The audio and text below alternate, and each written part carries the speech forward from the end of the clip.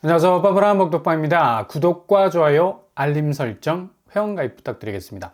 후원해 주시기를 원하시면 동영상 아래 슈퍼땡스 눌러주시면 감사하겠습니다. 역시 유가 이기는 장사가 없다고 모든 물가 지표를 아주 예민하게 건드리는 지표라 할 수가 있겠죠. 기름이 그만큼 기름진 겁니다. 아무리 닦아내고 없애려고 노력을 해도 기름때는 뭐 그냥 남지 않습니까? 물가를 구성하는 요소 중에 정말 기름진 요소가 바로 오일머니, 유가입니다. 2월 수출입 물가지수 한국은행에서 발표를 했는데 둘 다 그냥 쑥쑥 올라가고 있는 걸 볼 수가 있어요. 특히 수출 물가 1.4% 상승, 그리고 수입 물가 역시도 1.2% 상승분을 보이고 있습니다. 그래프를 봐도 전월 대비, 전년 동월 대비 모두 상승세를 보이고 있는데 특히 수입 물가는 국내 물가 지표에 지대한 영향을 미치죠. 그냥 우리가 마트에서 장을 보는 물가에 싸다구를 날린다고 표현해도 무방할 정도로 아주 강력한 한방이 있는 건데, 수입 물가 지수가 이렇게 쑥 하고 올라온 이유는 방금 전에 말씀드린 유가 상승분이 반영이 돼서 그런 겁니다. 일단 국제 유가 및 원달러 환율 상승에 따른 영향이 직접적인 영향을 주고 있는데, 이렇게 수입 물가가 상승분으로 뜨게 되면 앞으로 국내 물가 지수도 들썩거릴 수밖에 없다는 결론이 나오죠. 가뜩이나 한국은행이 이제 금리 인하 기준을 물가 안정이라는 이 좁혀진 범위에서 이젠 국내 경기 침체라는 아주 심각한 지표가 위협을 하고 있는 상황이라서 보다 더 그 범위를 확대해서 금리 인하 중거점으로 삼으려는 찰나 여전히 안정되지 못한 물가 상황이 발목을 잡고 있는 거죠. 그러니 한국은행으로서 물가가 너는 내 운명이 될 수밖에 없는 거고, 이렇게 계속해서 물가가 들썩거리는 상황에선 아무리 금리 인하라는 터닝 포인트를 마련해서 국내 경기를 추스려 올리려 해도 근본적으로 물가가 그 멱살을 내주지 않는 이상 도저히 잡을 수 없는 지경에까지 이르게 되면 중앙은행으로서는 난색에 빠질 수밖에 없는 겁니다.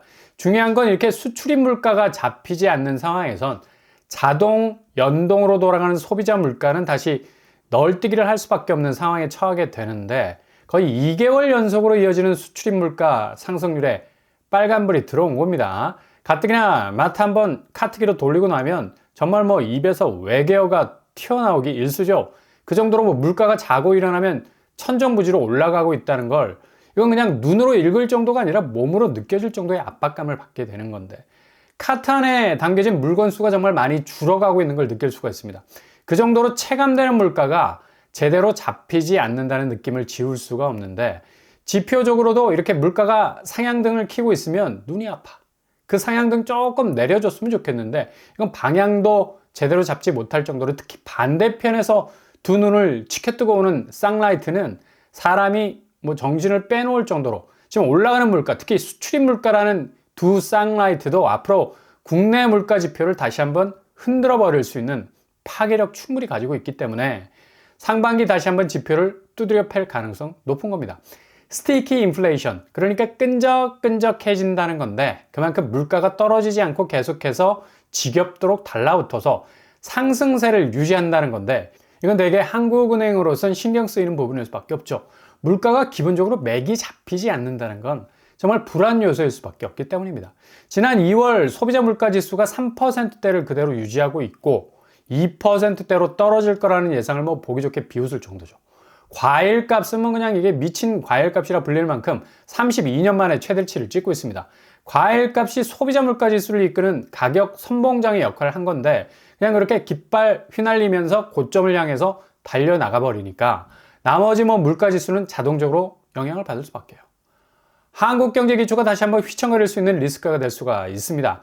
옆나라 지금 일본도 마이너스 금리에서 탈피하려는 움직임 보이고 있죠. 17년 만에 기준금리 인상 쪽으로 방향을 설정을 하고 있는 것 같은데, 기준금리 결정의 변수가 물가와 임금 상승률인데 일본도 오르는 물가는 어떻게 감당이 안 되는 거라 2016년 이후로부터 거의 울트라 마이티에 준하는 완화된 통화 정책을 고수해 왔었는데, 이젠 그 시점에서 벗어나야 할 필요성을 엄청 실히 느낀다는 거고, 본격 금리 인상 단계로 가게 되면 역사적인 퇴행적 금융 완화 조치는 바로 해제가 될 것으로 보입니다.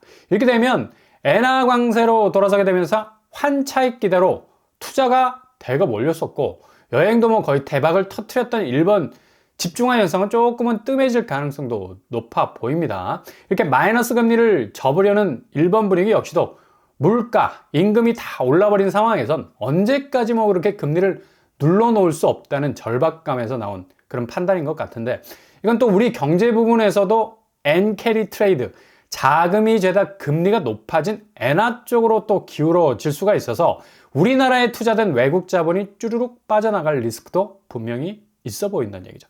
그냥 일본 엔화가 하드 캐리할 수 있는 전환점이 될 수 있다는 건데, 이것도 좀 지켜봐야 하는 대목이고요. 이 와중에 임금은 우리가 더 높아. 2002년에 비해서 2022년에 달라진 위상이 보이죠. 경제는 일본이 훨씬 좋은데 한국은 임금이 일본보다 더 높은 건 좀 아리송한 부분이죠. 그만큼 생산력 구조가 하드해진 거란 얘기고 경쟁력이 떨어질 수밖에 없죠. 이건 결국 고용 문제로 직결이 돼서 한국 고용이 상대적으로 훅 떨어질 수밖에 없는 상황에 몰릴 수가 있다는 얘기입니다. 아무튼 물가가 오르는 상황에서 고용 지표까지 악화되면 이거 뭐 거의 나이트메어인데, 지금 분위기상으로 뭐 물가는 거의 잡히지 않을 가능성이 높습니다. 그만큼 일본이 지금 저성장의 늪에서 빠져나오는 시점에서도 물가를 지렛대로 마이너스 금리라는 빗장을 풀고 나오려 할 정도로 세계적인 추세가 고물가, 고금리, 고환율, 고유가 등등등 모든 게 뭐 고공비행을 하고 있는 상황에선 마땅히 물가를 잡고 금리를 내리려는 시도는 번번이 실패할 수밖에 없다는 얘기죠. 미국도 지금 소비자 물가지수, 생산자 물가지수 난리가 났지 않습니까? 그렇게 쪼이고 또 쪼이던 긴 축에 구멍이 생긴 걸까요? 아니면 뭐 그렇게 미꾸라지처럼 빠져나가는 물가를 도저히 잡을 수 없는 걸까? 그냥 그렇게 CPI, PPI는 뭐 완전히 궤도에서 벗어나는, 둘 다 시장 예상치를 훌쩍 뛰어넘는 허들을 넘어가 버렸습니다. 미국도 물가지표 하나에 이렇게까지 호들갑을 떠는 상황인데 우리라고 무슨 통뼈입니까? 그러니 지금 물가지표는 올해 안정적으로 잡힐 가능성 거의 없기 때문에 자꾸 뒤로 밀리는 기준금리라는 그렇게 아스라이 무대 위에서 사라져버릴 가능성 높습니다. 이런 이유 때문에 지금 부동산 시장의 장밋빛 전망은 바로바로 꽃샘 추위 때문에 꽃망울이 들어갔다 나왔다 나왔다 들어갔다 그냥 무한 반복을 하고 있어서 이것도 그냥 하루 이틀이지 이렇게까지 무한재생 반복을 하는데, 옛날 같으면 디지털 사운드가 아니라 테이프로 틀었다면 뭐 테이프 벌써 끊어져 나갔을 거예요. 그 정도로 필름이 끊길 정도로 그냥 기대만발, 기대 폭망이 이어져 가고 있습니다. 그 사이를 왔다 갔다 하는 사이에 너무 피로감이 큰 거라, 사람이 희망과 절망 사이를 왔다 갔다 하면 그냥 중간 교집합 지점이 생기는데 그건 그냥 포기해버린다. 줄을 놔버리는 건데, 이런 현상이 지금 서울 매물시장에서 나타나고 있지 않습니까? 지금 17일 기준으로 따지자면 서울 수도권 아파트 매물 물건이 총 27만 3천 건을 돌파했습니다. 이건 관련 통계를 집계한 2021년 3월 이후로 최고치를 찍은 수치죠. 이렇게 똘똘마리를 해서 물량이 터져 나오는 것만 봐도 지금 희망과 절망이라는 교집합 부분, 대부분 던지고 나오자는 분위기도 상당히 퍼져나가고 있다는 것을 보여주는 게, 더 이상 부동산 호재가 마땅히 없어. 오히려 부동산 악재가 더욱 그 파일을 확대하고 있는 상황이고, 물가지수, 금리지수, 이웃한 일본까지 물가로 마이너스 금리 종료하려고 하고, 미국은 뭐 오히려 금리 인하 외치다가 쪽팔려서 물가지수 발표되는 족족 뒤로 숨고 있는데 그냥 금리 인상 쪽으로 돌려야 하는 생각도 들 거예요. 근데 무슨 호재 동아줄을 잡고 위로 올라갈 수 있겠습니까? 그냥 설령 그렇게 보이는 동아줄이라도 자칫 잘못하면 끊어져 버릴 수 있는 위험이 생길 수가 있다는 얘기입니다. 서울 단일 매물 건수는 거의 8만 3천 건을 찍을 정도였고, 이것도 통계 집계 이래 최다 물량이라는 기록을 경신한 건데, 이렇게 되면 아주 초조해지는 타이밍이 온 겁니다. 이제 다음 달을 분기점으로 집값은 그냥 사방에서 정신없이 여러 악재들이 본격적으로 터지게 되면 거의 3주 상간에 벌어질 일들이 아주 급박한 스토리로 진행이 될 가능성 높습니다. 이런 매매가 변동성의 가장 큰 선행지표 역할을 해주는 게 바로 전세가인데, 지금 전세가가 계속 올라간다는 얘기가 들려왔었는데 한 주 상간의 분위기가 살짝 꺾이게 됐죠. 지난주 주간 아파트 가격에선 매매가 하락은 여전하고 전세가 상승은 주춤한 키워드로 전환이 되고 있습니다. 그만큼 지표상 전세가 오르는 착시 현상을 불러왔다면 지금 전세가 실제 거래 현장에선 엄청난 하락세를 보이는 반토막 거래들이 속출하고 있습니다. 일주일간 서울 전세 거래만 보더라도 이거 뭐 그냥 일주일 단위로 끄는 건데도 광진구, 더샵, 스타시티, 중대형 평수 이건 뭐 90% 이상이 하락한 거래인데요. 이건 좀 찜찜하니까 제끼더라도 아크롤 리버파크 11억 하락, 레미안 목동 아델리치 10억 하락, 마포구랑자이 10억 하락, 파크리어 8억 이상 떨어지고 있습니다.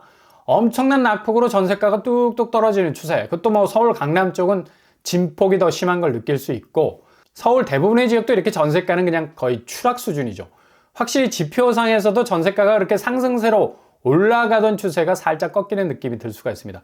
전국은 하향세, 수도권 역시 하향세, 지방은 이미 마이너스 상태에서 꽁꽁 얼어붙어 있을 정도. 그리고 서울이 계속해서 눈을 치켜뜨고 올라갈 법도 하더니만 이내 그냥 그 추세 속에서 얼어붙어 있는 걸 볼 수가 있습니다. 전세가도 곧 이젠 하산할 시간이 가까이 온 것으로 보이죠. 결국 금리는 내린다 했는데 꼼짝도 않고 집값은 오른다 했는데 깨지고 있고 이런 기대와 현실 사이의 피로감이 매도자들 입장에선 되게 피곤하고 더구나 위기감까지 오게 돼 있거든.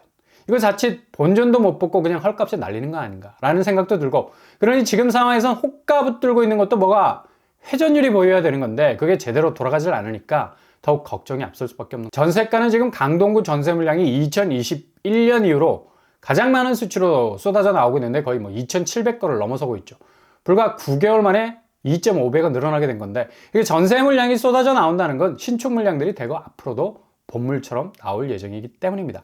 강동 헬티지자이 1,300가구 정도, 그리고 강동 밀레니얼 중흥 S클래스 1,000가구 정도, 올림픽 탁포레온 12,000가구 등등등 뭐 여기 이곳들은 뭐 죄다 6월, 9월, 11월에 쏟아질 예정이죠. 불과 3개월 내부터 시작이 된다는 건데 벌써 뭐 둔촌중앙 아파트는 전세 716건이 나온 상태입니다. 거의 뭐 미어 터지게 나온다는 얘기죠.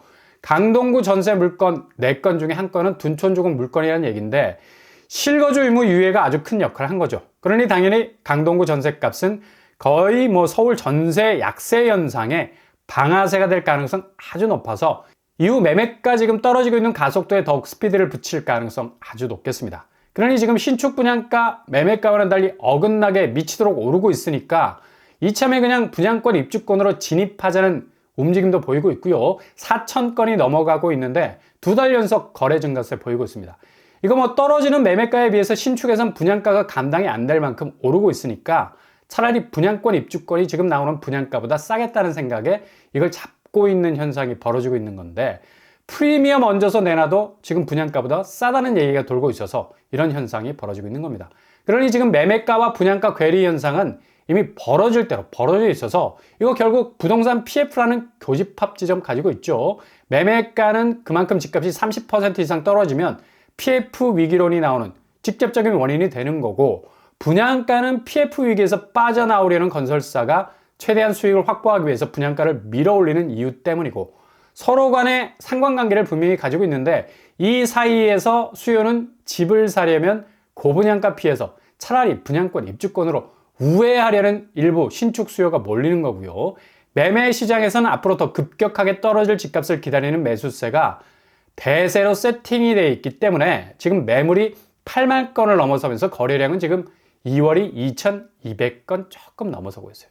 전달 1월 2,500건에 육박하고 있는데 2월도 뭐 29일밖에 없어서 카운터가 뭐 더 되기는 하겠지만 3,000건을 넘어서기에는 턱없이 부족해 보입니다. 그러니 매수세는 여전히 압도적으로 쫙 깔려 있을 정도로 매도를 압도하고 있는 걸 볼 수가 있죠. 이렇게 결국 집값 승부는 이미 정해진 궤도로 가고 있는데 얼마나 급격한 변동성을 보이느냐가 가장 중요한 변수로 작용할 거고요. 아마 단군 일에 역대급 변동성을 보일 가능성 아주 많은 그런 봄이 될 것으로 보입니다. 결국 기다리는 걸 당해낼 자가 없는 가장 무서운 공격 모드는 웨이팅하고 있는 매수세라고 볼 수 있겠습니다.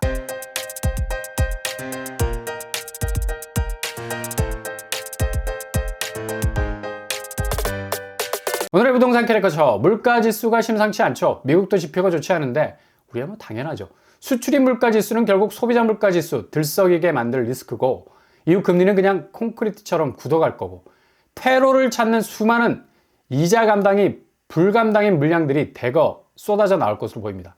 일본이 새로운 길을 모색하는 시점에선 우리에겐 금융적인 또 하나의 위기로 다가올 수도 있겠습니다. 아무튼 지금 집값은 너무 올랐기 때문에 그냥 내려오는 게 정상인 겁니다. 오늘도 응원합니다. 여러분에게 길이 꽃길만 되실 수 있길 바랍니다. 이상으로 뻔뻔한 법도 마치겠습니다. 구독과 좋아요 부탁드립니다. 감사합니다.